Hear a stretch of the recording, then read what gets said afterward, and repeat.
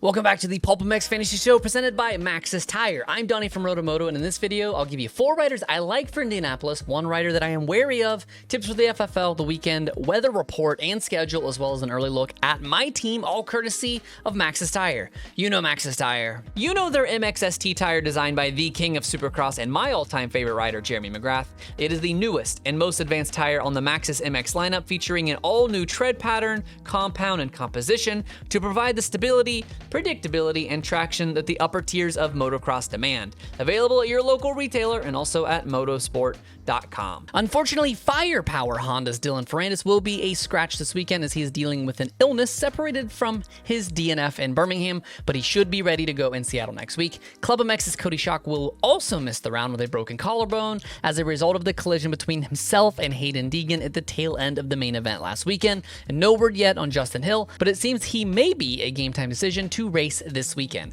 All right, on to some picks. 3 riders I like, 1 that I don't, and a high handicap if you're looking to gamble in order to win an authentic Pierce Brown jersey this weekend.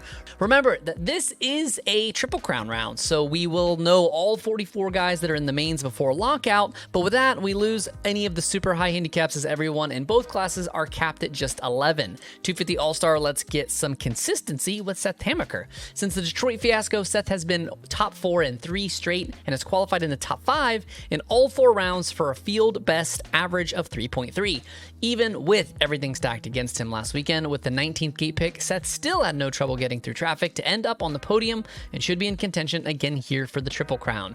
I had a hard time picking a double eligible 250 guy as the low handicaps just don't have a ton of value and we don't know which high handicap guys get in until qualifying, but if he does race this weekend, I love Trevor Collup. After a so-so showing at Futures last year, Collup burst into his first pro race in Detroit coming straight from the heat, getting off the line well and finishing 11th amongst the factory carnage from that first turn pileup. Assuming all 3 make the main, I could very well end up with a Collup-Linville base flute team, and I wouldn't even be mad about it come Saturday. 450 side All-Star, let's take a look at Jason Anderson. The 21 comes in with a 6 handicap, finishing inside his handicap, 64% of mains this year.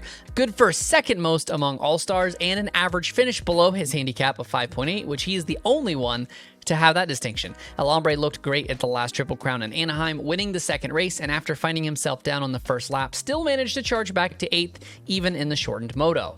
A guy that I'm a bit wary of this weekend is Benny Bloss. It seems the factory beta team has turned a corner after Benny's 10th at Daytona and 14th in Alabama, but it is hard to forget about the struggles they had early in the season. A 6 handicap, Benny has only finished inside that twice, and that was in both of the last 2 rounds. The 67 has struggled staying off the ground in his career, and specifically in Triple Crowns, so I think there's just better value than the Big Rig 6 this weekend.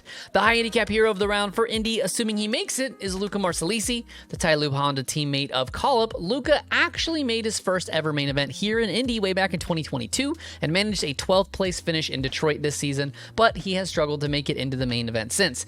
He is a no-quit kind of rider, and unlike others that are having their handicap brought down to 11, Luca was actually at a 10 last week, so the other high handicap guys may still have value next weekend. If the 86 makes it in Indy, he will likely lose a lot of his value before we see him again in Foxborough in April.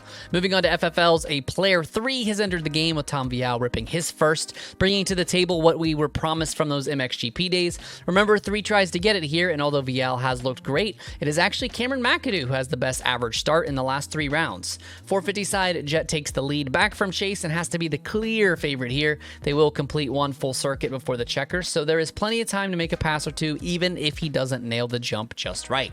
No weather concerns in the climate-controlled Lucas Oil Stadium, but fans will be happy that it will not be snowing for once for FanFest. The last East Coast round for a month, Race Day Live, kicks off at 1:30 Eastern, 10:30 a.m. Pacific. Twitter and Instagram will land the qualifying cheat sheets at 6 p.m. Eastern, just 1 hour before the picks lock at 7 p.m., and the gates drop just a few minutes later. My Thursday team obviously subject to change once we know who is in, but if they all make it, I will be running with Max Anstey as my 250 All-Star, Trevor Collup at an 8, Gage Linville at an 8, as well as Preston Baseflew at a 9. 450 side, give me Jason Anderson with a 6, Adam Cianciarulo with a 3, Anthony Borden at an 11, as well as Justin Hill also with an 11. Don't forget to follow at PulpMX Fantasy and at RotoXMoto on both Instagram and Twitter for injury updates as the weekend rolls on, qualifying info and stats and banter throughout the race itself, as well as those fantasy cheat sheets once qualifying is done and wrapped. Thanks as always for watching the PulpMX Fantasy Show presented by Maxxis Tire. My name is Donnie. May your chiz this weekend. Remember that 8 is great. And most importantly,